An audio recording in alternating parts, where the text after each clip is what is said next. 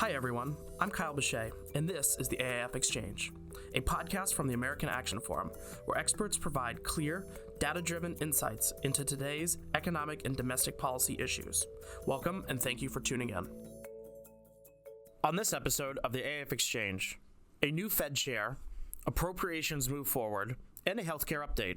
Joining us to break this all down, AAF President Douglas Holtz-Eakin and Director of Healthcare Policy, Michael Baker. Doug, thanks for joining us. Always a pleasure. So let's talk about what everyone has come here to listen to us talk about. That is, of course, Super Bowl 60. Are you excited? Yeah.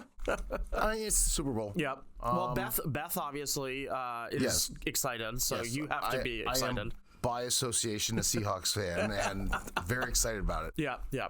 I think, and I've watched them a fair amount this year. Yeah, so they're a good team. They're a good team. I'm really excited for this. Everybody, of course, knows that I'm going the opposite direction. If you're a regular listener to the podcast, I would assume you know by now I'm a Patriots fan. So I'm very excited. Good, evil. It's one of those things. Yeah, we try to balance it out on this podcast. You know, the good and the evil. Yes. Anyways, I'm sure that one of us will be happy next week on Monday, and we'll leave it at that. Yeah, let's not get our hopes up. Anyway, what else has been on your mind? Government shutdowns.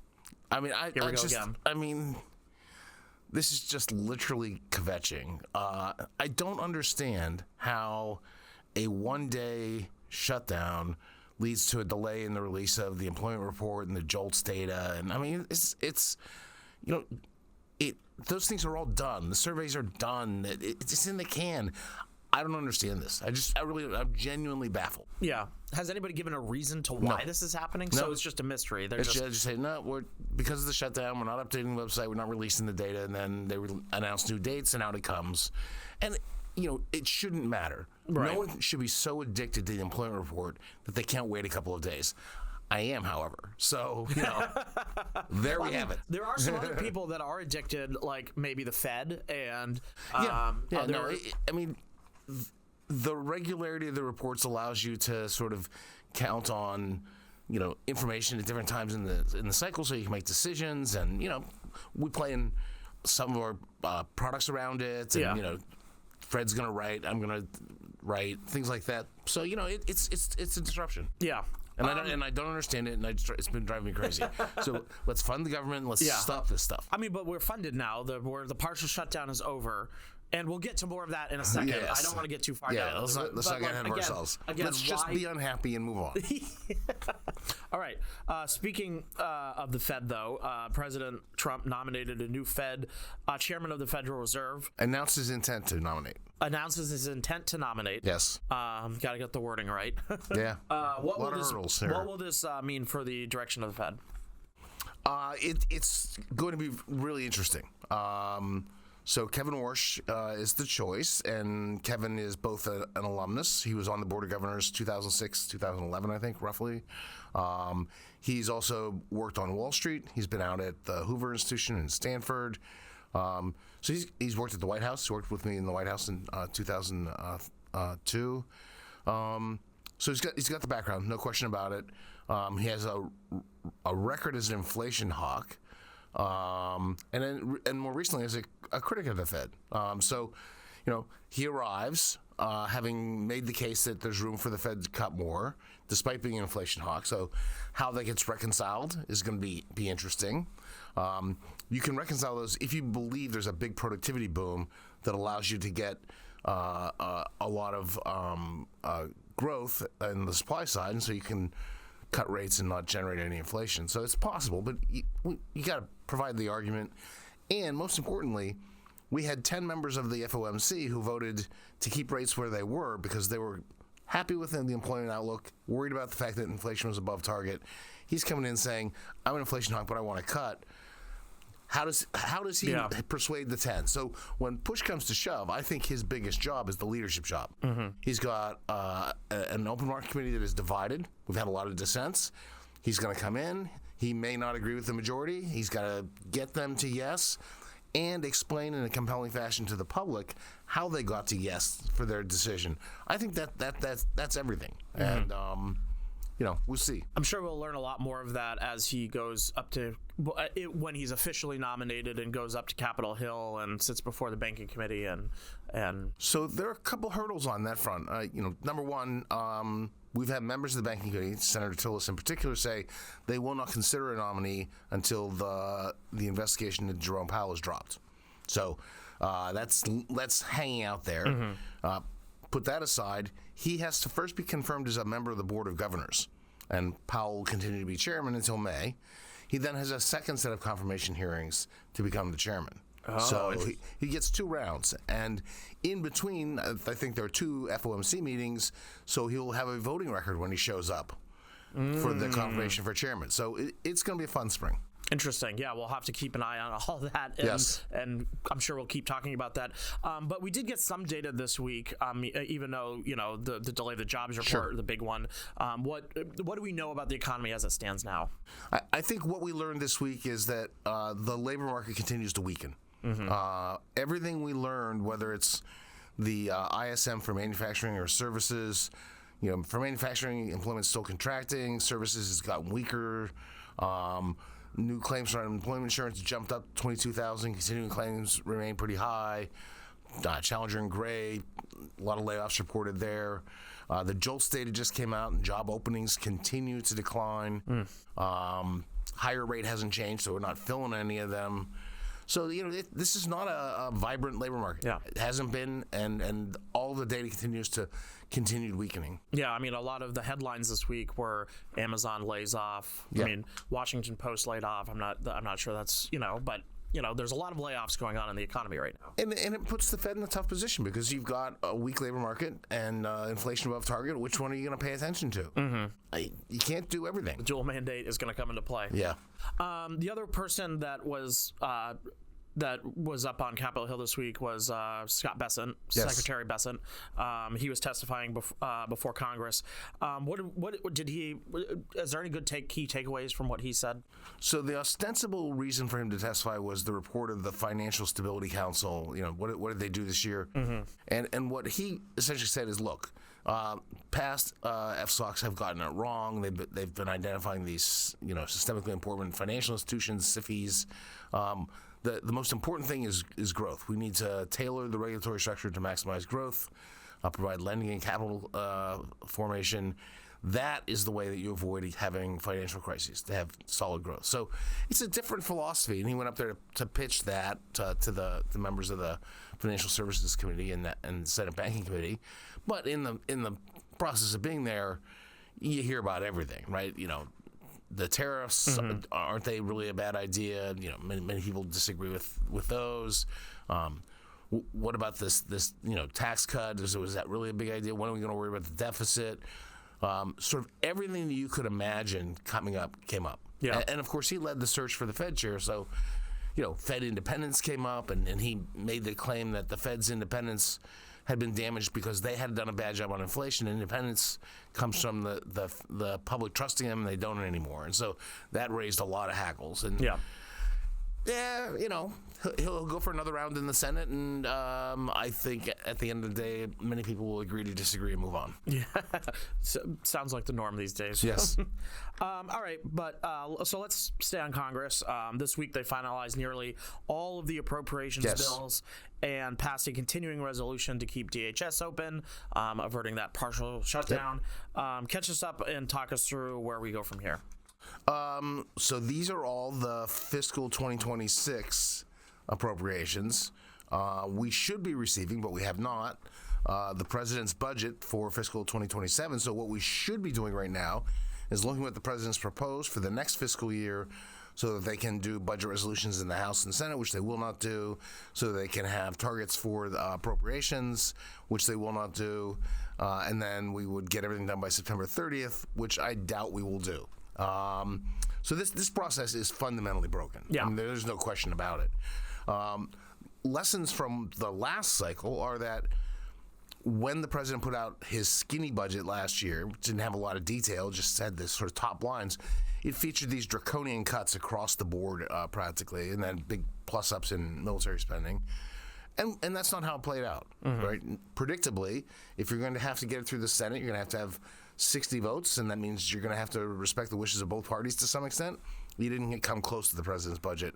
So all the hand-wringing that you heard about that budget, I think, continues to be just an advertisement for what their stated position. It's not really a serious governing document anymore. Yeah. And so what matters is what the House and Senate are going to do, and they haven't shown their hand yet. Mm-hmm. Yeah, I mean, going back to something, the process being broken. I mean, going forward, I mean, we've lived through how many shutdowns? I can't even count at this point. In the last 2 administrations, let alone going back to the 90s. I mean, everyone should be in budget jail at this point, but there's no such thing. So there's no budget jail. It's a shame. And it's not really that the process is somehow broken. If we had a different process, it would be fine. They don't respect any process. They don't care enough to do this job well, and that's the problem. Have they ever done it? Have they ever done it from start to finish? A handful, less than 5 times in the 50 years of the Budget Act. So, not something that happens with any great regularity. Interesting. And by the way, all of this is happening as we continue to run massive deficits. We have no conversation about the debt. Nothing of that nature. Absolutely appalling to me. We are just being completely irresponsible. I mean, you shouldn't be running deficits that are 5 and 6% of GDP ever, if at all possible, and especially not at full employment when the economy's growing. I mean, you know, we've got a Social Security bankruptcy looming out there in 7 years. We got Medicare trust fund bankruptcies. We're just not taking care of business in any deep way. Yeah, and payments on interest on the debt is still pretty high at this point. I mean, yes. So, anyways, on that fun note, let's do a trivia question. Haven't done one of these in a while. We've had too much to talk about. So I'm excited. I'm getting warmed up. All right. Okay. We think it's something obscure. Raising the tariff on South Korea from 15 to 25% would increase annualized tariff costs by an estimated X billion dollars. 10. 6, so close enough. Oh yeah, man, I nailed that. Come on. Just 4 billion off. Billion here, billion there. A mere 66% error. It's just fine. We're good. But I mean, it really again underscores that this tariff agenda is just costing. The cost of this tariff agenda is high, and it's maddening for the president to continue to talk as if someone else is paying this bill. Yeah. I mean, he was on TV this morning saying, well, yeah, I'm still thinking about taking some of our tariff money and giving people $2,000 checks, because we're collecting money from all over the globe. And it's like, no, you would be giving them back some of the money they sent in. And that's all that would be going on there. And he also talks as if it somehow isn't part of the budget process. Congress would have to vote on those checks. The confusion that surrounds this issue is enormous. Yeah, well, I'm sure it keeps Jacob up at night and producing a lot of information. So, yeah, it was his job to run off these tariffs. He's done a terrible job. So, well, we won't blame him for all of it, but at least on the record. Why not? Good point. Let's just pile on him. Okay. All right, Doug. Thanks for joining us. Thank you. Michael, welcome back. Thanks for having me back. So you've been a little busy recently. There's a lot going on in the healthcare world these days, huh? Never a dull time to be in healthcare. I think that's been true for a while now, but these days maybe even more. But anyways, there is a lot going on, but let's try and limit to just a few topics for today's podcast because we could probably do about a whole series of them on this. You recently wrote about an HHS OIG bulletin on direct-to-consumer drug sales and anti-kickback rules coming as new platforms like the Trump RX enter the market. What are the key takeaways from that piece? Sure. So I think it was a very noteworthy bulletin, but before we get into the specifics, just a half step back to say direct-to-consumer is a very en vogue way to talk about access to pharmaceuticals. We know that access is important to making sure that people can continue to take the meds that they're supposed to take, and drug makers and the administration have leveraged direct-to-consumer channels, or DTC, to ensure that patients can take matters into their own hands and continue to access the drugs that they want or need. What's noteworthy about the special advisory bulletin that OIG announced is that up until recently, there was not necessarily a concern that there could have been led to that there was an anti-kickback statute violation. And I think it's noteworthy that before Trump RX is launched, and as the administration and drug makers have been pushing individual direct-to-consumer channels, that they felt the need to clarify how those should operate, as people are already beginning to take advantage of them. Interesting. Another issue that has sort of come up in your world, CMS just announced they're moving forward with the third round of drug negotiations. Remind people what that's about, and what under the IRA. Sorry, that was a tongue twister for some reason. Remind people what that's about and what we can expect in this round. Yes, as you mentioned, this is round 3. So in the Inflation Reduction Act, Congress authorized CMS to negotiate drug prices.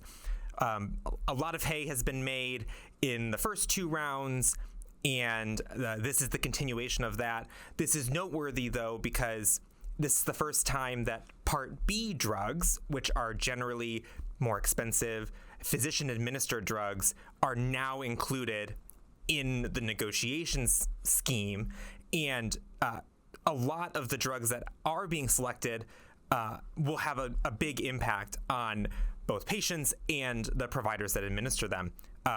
We still have a long way to go on what it is, on where we end up in the maximum fair prices at the end of this year.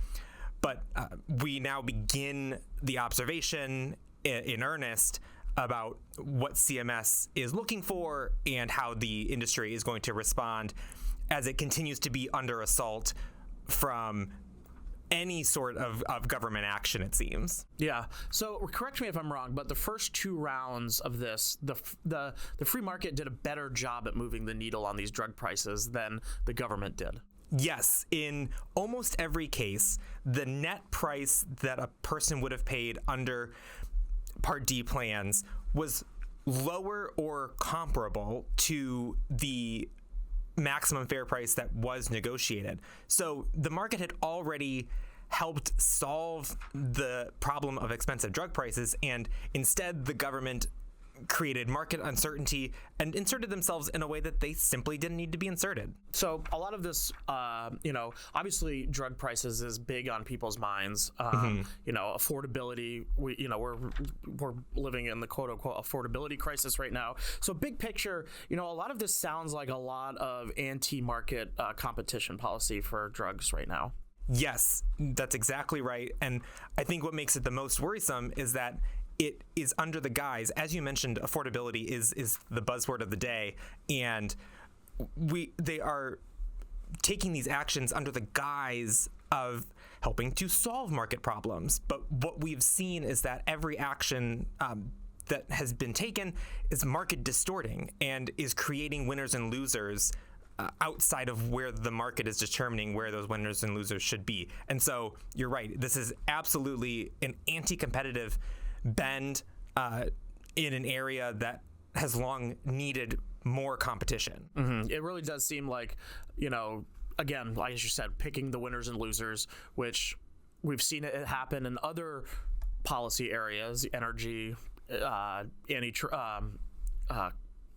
intervention in businesses, things like buying shares in businesses. And it's just an unfortunate trend that's happening a lot in policy right now. Yes. Very unfortunate, to a softer word than I would use, but very unfortunate nonetheless. I try to be a little more diplomatic than but anyways, Michael, thanks for coming on and breaking this all down for us. Obviously, this isn't the end of drug policy and conversation. It's not the end of affordability conversation. So I'm sure we'll have a lot more to say about this in the coming days, months, years, etc. Thanks for having me on. I hope you enjoyed this conversation. Tune back in for our next episode, where our experts will provide clear, data-driven insights into today's economic and domestic issues. I'd also encourage you to check out any of the links in our show notes and also follow us on social media to learn more about AAF. Don't forget to subscribe on iTunes, Spotify, or Google Play.